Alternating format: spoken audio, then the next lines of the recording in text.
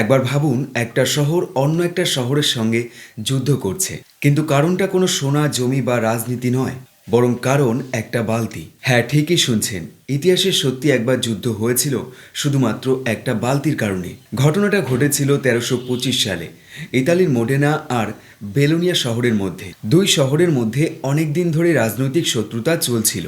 একদিন মোডেনার কিছু সৈন্য চুপি চুপি বোলেনিয়া শহরে ঢুকে একটি কূপ থেকে কাঠের বালতি চুরি করে নিয়ে যায়। শুনতে ছোট ঘটনা মনে হলেও বোলেনিয়ার নাগরিকরা এটাকে অপমান বলে ধরে এবং সেই বালতির জন্যই তারা মোডেনার বিরুদ্ধে পূর্ণ যুদ্ধ ঘোষণা করে। যুদ্ধটায় অংশ নেয় প্রায় 30,000 সৈন্য, আর তাতে মারা যায় হাজারেরও বেশি মানুষ।